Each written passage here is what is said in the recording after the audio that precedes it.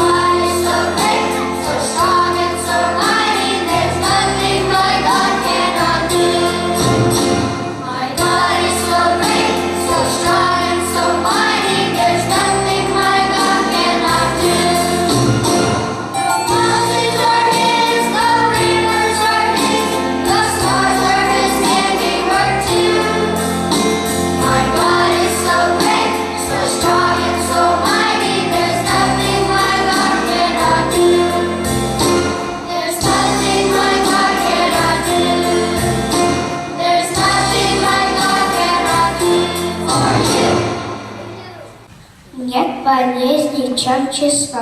10 рук и 10 ног. Бог создал от всех болезней, потому что Он полезен. За арбузы, груши, дыню, огурцы и сладкий мед. За хлеб душистый и красивый, за все, что Бог дает. Колосится на поле пшеница, колоски наклонялись к земле. Ветерок нередко помчится, упадет пшеницу в волне. Сердце детское слово роняет, словно зерна Спаситель Христос. Он заботу к росткам проявляет, чтобы плод колосочек принес. За любовь и доброту, за солнце теплоту, за родителей моих, очень сильно люблю их. Я тебя благодарю, мой Иисус Христос. Мы в день благодарения, придя в Господний дом, хвалу и песнопения Создателю несем. Причина нашей радости, ликующий сердец, и с нас не забывающий и любящий Отец. Этот светлый праздник жатвы нашей дружной семьи мы приносим дар Иисусу для обилия плодов. Твоем Христу хваление за прекрасный урожай, за его долготерпение, за обещанный нам рай. За уютный дом в тепле и за пищу на столе я тебя благодарю, мой Иисус Христос. А я за месяц серебристый, за мягкий свет его лучистый. Лишь только солнце угасает, красавец месяц выплывает. Я плавный вод его люблю и за него благодарю. благодарю. Славить величие Бога, если Он по любви своей посылает так много-много фруктов разных и овощей, хлеб дает нам в обильной мере, а в садах сколько яблок и слив. Неужели, а я не верю, кто-то скажет, добро забыв, неужели могучий голос всей природы для вас молчит? Неужели вот этот голос вам о Боге не говорит? Неужели добыть не может? Нужно сердце свое открыть, и тогда ты захочешь тоже верить, слушать, благодарить. Прими, Господь, хвалу за лето, что Ты даешь так много света, за солнышко и за тепло, чтоб жить мне радостно светло. Не раз за жизнь повторю, за все Тебя благодарю. А я за дождик голубой, живительный и дорогой, что падает весной на сад, на луг, на поле луг и на леса. Под теплым дождиком стою и Господа благодарю. Чудный день благодарения, мы хотим прославить вновь песни и стихотворения Бога за Его любовь. За шави, гречку, рис, укроп, Тебе особо честь, мой Бог. Но сегодня праздник жатвы, Господь благодарю. За день солнечный и ясный, за то, что дождик лил. Падают листья в парках, лесах, садах. Дней уже мало лучистых, значит день жатвы настал. Ждем все Христа, жатву Его, с верой, с трепетом ждем. С белых колосьев охапку из детских сердец соберем. Слава Тебе, наш Спаситель, слава за Твой урожай. Молим Тебя, наш Учитель, детям Твоим помогай. А я за хлебушек насущный, за белый черный оно. Как он вкусен, пирог со свежим молоком, тяну я очень высоко, и перед Богом говорю, запишу я.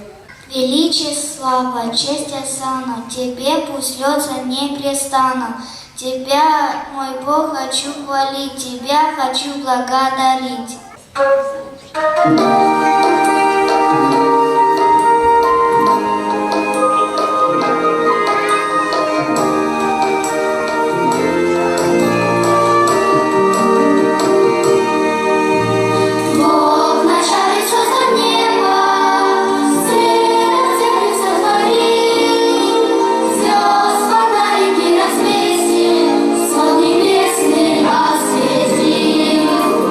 А затем он создал море.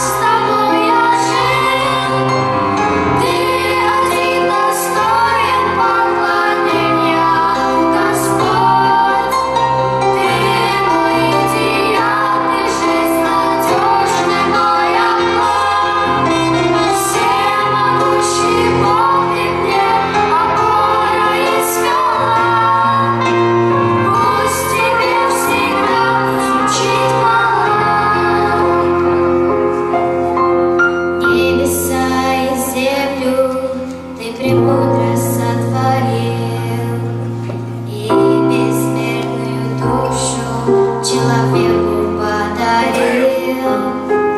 Нет такого, Господи, как Ты на всей земле. Царь царей, владыка, поклоняюсь я Тебе. Ты один достоин поклонения, Господь. Ты мои деяния, Ты жизнь надежный мой огонь. Всемогущий Бог, Ты мне опора и скала. Пусть Тебе всегда звучит хвала. Ты один достоин поклонения, Господь. Ты мои деяния, Ты жизнь надежный мой огонь. Всемогущий Бог, Ты мне опора и скала. Пусть Тебе всегда звучит хвала.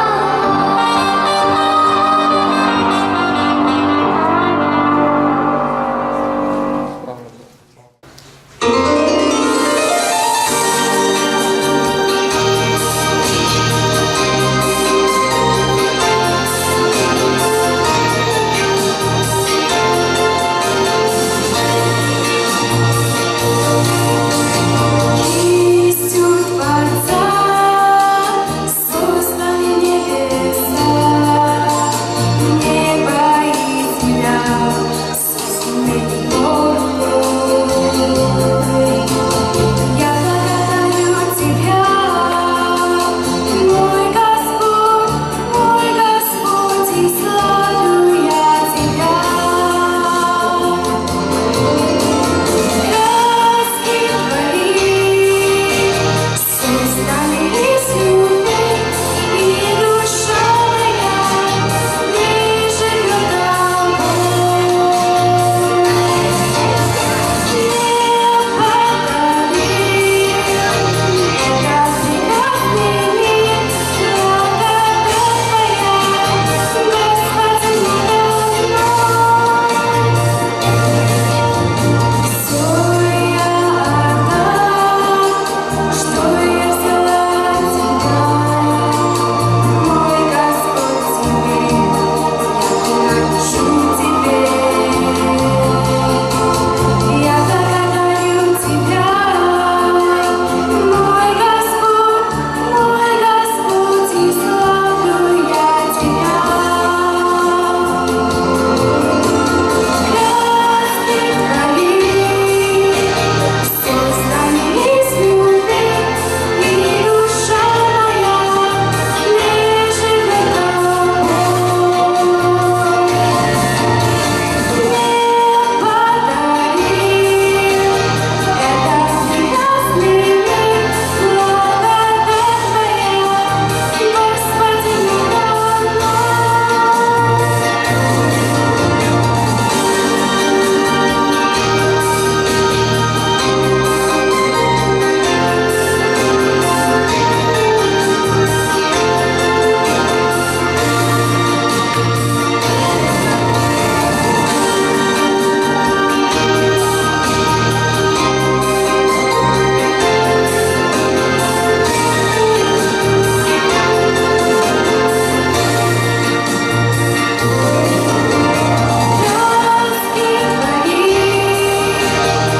созданы из любви, и душа моя не живет тобой. Не подари этот прекрасный мир, благодать Твоя, Господи,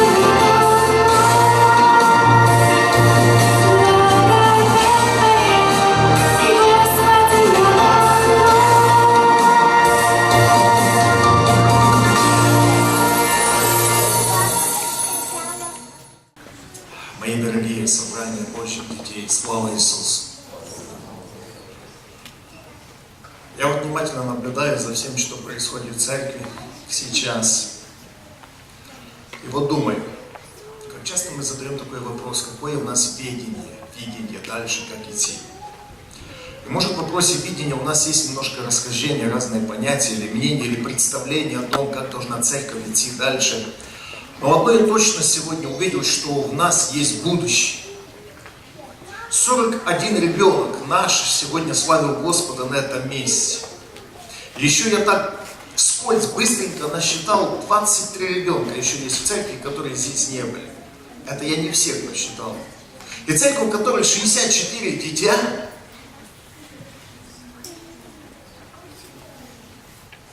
это очень благодарная, благословенная Богом церковь. Я хочу вместе с вами сказать, дорогие мои, слава нашему Господу за наших детей. Они нам не дают иногда спать. В основном мы ради них идем, работаем, силы тратим, здоровье даем. Не говоря уже о наших женах, которые всю себя отдают ради детей. Мы сегодня видим. Самое главное, что я сегодня увидел, есть такое понятие, человеческое понятие, такое, горят глаза в этих детях. Вот я не хочу кривить душою, но иногда люди приходят на собрание как-то так в состоянии такого успокоения. Все нормально, все легко, все хорошо, все знакомые, своя церковь, своя парковка, свой стульчик. Все свое, как-то не напрягает ничего. А вот иногда приходят в церковь, я смотрю в этих детей, горят глаза, они ждали этого дня и часа. Вы их сегодня утром поднимали, и каждый из них, наверное, говорил: папа, мама, сегодня же я буду стих рассказывать. Они готовились к этому празднику, как, может, мы когда-то готовились, когда шли на свой брак. О, да, я же сегодня женюсь. О, я же замуж сегодня выхожу, точно. О, я же крещение сегодня принимаю. Ой, какой-то особенный день. Там или, о, сегодня же члены церкви принимают. Ой, да, надо как-то. Вот есть такие моменты. Ну, жаль, что у нас только моменты. Бог же хочет, чтобы это было постоянно в нашей с вами жизни. Ведь каждое богослужение, я даже не говорю воскресенье, я говорю, каждое богослужение, оно в глазах Божьих какое? Особенное. И знаете почему? Потому что сам день воскресения идет через призму того, когда кто-то воскрес на кресте. Тот, который был там распят, тот, который там умирал за мои и за твои грехи. То есть наш Спаситель, Мессия Иисус. И когда в день воскресный собирается Божий народ, Божьи люди, Божьи дети, и славит имя Господа, я говорю, для меня нет больше радости видеть то, когда глаза горят Господу. Представьте, если каждый член церкви, если каждый брат, каждая сестра заходила в церковь с горящими глазами. Я ушелся вчера спать. Я взял такую молитву перед Господом, говорю: Господь, так хотелось увидеть, как красиво в церкви, но мне никто не прислал месседж. И такая первая мысль: ну, конечно, это же неправильно, пить себя с ним. А я стал на колени, а Господь говорит: если бы ты видел, как там красиво, начни меня благодарить за те сердца, за те руки, которые вот здесь с рулеткой бегали, замеряли, ставили. Вот раз... И я молюсь, и чем больше благодарю, тем больше мне кажется там так красиво. И сегодня прихожу, захожу и смотрю, думаю: Господи, ну как можно вот из ничего сделать такую красоту? Вот как можно, когда Бог дает желание, когда сердце готово? Я бы так хотел молиться, братья и сестры, чтобы каждый, заходя в дом молитвы, был наполнен желанием чем-то созидать Дом Божий. В жизни люблю одну поговорку, пословицу. Кто хочет, ищет чего? Возможности. А кто не хочет, тот ищет, знаете чего? Знаете. Я очень благодарен Богу за все сердца, которые так открыты для такого чудесного праздника. Я читаю один текст Писания, короткое наставление, и будем совершать молитву за наших детей, и еще раз молиться, благословлять их и отпускать их на их служение. Это будет Бытие, 8 глава. Это то, когда Бог произнес слово «жатва». Бытие, 8 глава. Когда сошел потоп, сошла вода. Когда прилетел голубь, когда в его во рту, в клюве была масличная ветвь. И написано, когда Ной воздал Богу хвалу, принес жертвы. И Бог сказал такое слово, это Бытие, 8 глава, 21-22 стих. «И обаял Господь приятное благоухание, и сказал Господь в сердце своем: не буду более проклинать землю за человека, потому что помышление сердца человеческого зло от юности его. И не буду больше поражать всего живущего, как я сделал. Впредь, то есть дальше, что Бог пообещал или сказал, что будет дальше на всей планете Земля. Впредь, во все дни земли». То есть до того момента, пока она будет существовать под Божьим контролем и Божьим ведением. Впредь во все дни жизни на земле. Будешь жить ты или я, будут жить ли наши дети, или перед нами жили 100-200 лет назад наши прадедушки и бабушки, которых, может, мы никогда не видели. Впредь во все дни земли. Сеяние и жатва, холод и зной. Лето и зима, день и ночь. Что? Не прекратятся. Еще не было такого случая. Бывают полярные ночи. Бывает такое, что собираются несколько урожаев в году. Но еще не было такого случая, чтобы день длился 2 дня подряд и не было ночи. Еще не было такого случая, чтобы где-то на земле было только лето и не было зимы, или наоборот было только зима, но не было лета. Бог наблюдает за словом своим, и оно исполняется сегодня в точности. Да, есть катаклизмы в природе. Да, там, где должно быть лето, есть зима. Там, где должна быть зима, выпадает снег среди лета. Но Бог наблюдает за словом своим и говорит. Самое интересное, кстати, что Бог здесь начинает это слово именно, что будет в начале сеяние и жатва. Будет и зима, и лето, будет день и ночь, но будет сеяние и жатва. А вот в чем суть, что именно сеяние и жатва стоит в начале всего. Потому что мы понимаем, можно прожить день, можно прожить ночь без еды, но день и ночь, и так вместе целую неделю без сеяния и жатвы, без пищи, без хлеба прожить невозможно. Мои дорогие, человек научился жить в тех местах, где солнце не появляется месяцами. Люди живут в знойных пустынях, в жаркой Африке, где нет и тучки месяцами, одно солнце. Но человек не научился еще жить без хлеба и воды. Ему нужна пища. И потому Бог сказал, будет во все дни сеяние и жатва, и они не прекратятся. Как я бы хотел сегодня вместе с вами благодарить нашего Господа за то, что Бог нам дает все необходимое для пищи. Холодильники наши продолжают не закрываться, ломаются дверки в них порой из-за того, что пытаемся закрыть, потому что там очень много места. А мало того, надо уже говорить другую мысль давно в церкви, и может устарела уже та мысль, когда я говорю, что холодильник не закрывается, пора уже сказать о том, что их 2 у нас, у кого-то 3, и они все полные. Господи, Ты нас обильно благословляешь, Ты даешь нам пищу. Мы имеем все необходимое, мы можем себе позволить любой фрукт купить. И проезжая возле какого-то базарчика, заходя в магазин, мы редко, когда даже смотрим на цену, сколько стоит лимон, гранат, апельсин, арбуз. Но только подбегает сын или дочь, говорит, папа, хочу, не вопрос, давай. Где еще так могут себе позволить люди в других странах мира? Когда люди собирают месяцами зарплату, чтобы пойти и на праздник позволить себе раз в месяц купить какие-то фрукты и поставить, и не дай Бог, кто-то с детей придет раньше, вкусит или заберет. Что я и с тобой сделал для того, чтобы Бог так сильно благословляет нас? Чем мы лучше всех тех остальных? Ничем! Но я хочу, чтобы мы поняли, Бог нас с вами проводит совершенно другим испытанием. Это испытание. Послушайте, изобилие – это испытание. Запомните это раз и навсегда. И каждый понимает, какое. Просто ценить и дорожить, и понимать, что есть миллионы детей на планете Земля, которым покажешь вот это. Они не знают, как это зовут, они не знают, как это кушается. Они его будут первый раз держать в руках. А есть дети, которыми им играют в футбол дома. ставят друг друга на ворота и говорят, ну, мячика нет, поломали, порвали. Вот подходит почти. Давай, и вперед. Послушайте, это испытание для нас. Когда есть изобилие и достаток всего, и сердце перестает благодарить Бога, это страшнее, мне кажется, грех, чем когда человек не имел возможности это купить и нарекает: Господи, Ты не дал мне возможность это иметь.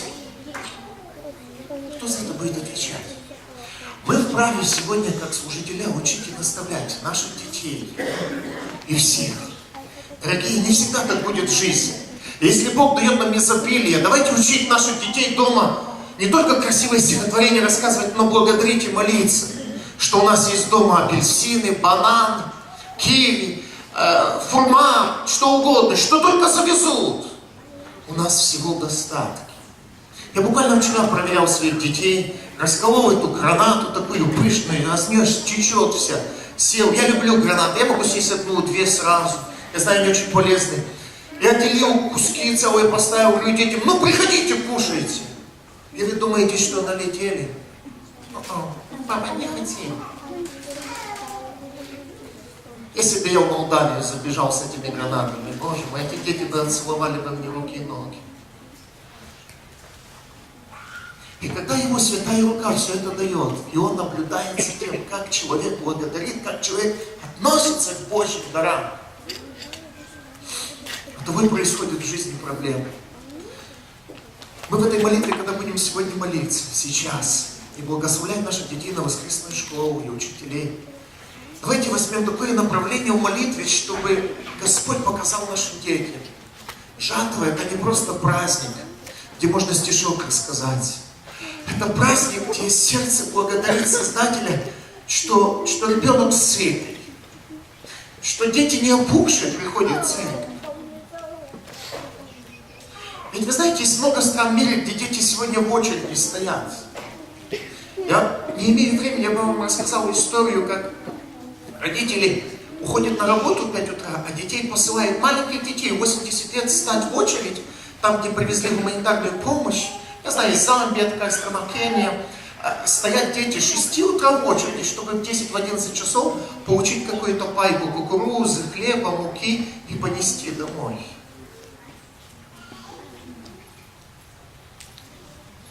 Пусть нас Бог простит. Мы сегодня смеемся над фудбанками.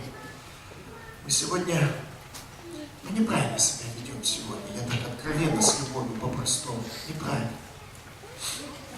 Мы этого не заслужили, не заработали.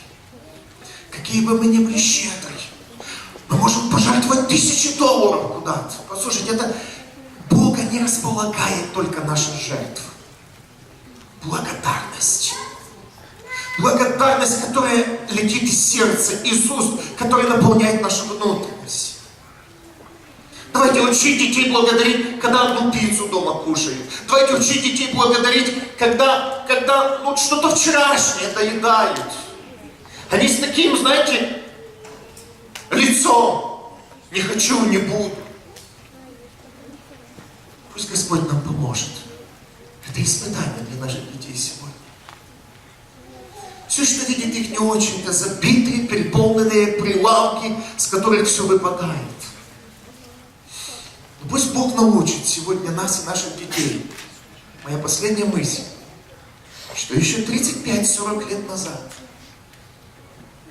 когда твои и мои дедушка и бабушка сидели в тюрьмах и ели кусочек пайку хлеба, делили на 2, на 3 части и возносили Богу, они всегда молились и говорили: Господи, мы здесь сгноимся, умрем. Но пусть наши внуки и правнуки никогда такой жизни не узнают, а пусть будет в их доме всегда достаток, изобилие пищи. И по их молитвам мы это сегодня получили. А что получит следующее поколение, которое будут производить уже наши дети через 15-20 лет? Это все зависит от того, как ты сегодня благодаришь Господа и как ты молишься сегодня Ему. Как ты сегодня празднуешь жатву, как ты благодаришь Бога за жатву, как ты ее принимаешь в свою жизнь и понимаешь. Пусть Бог наполнит твое и мое сердце и благословит.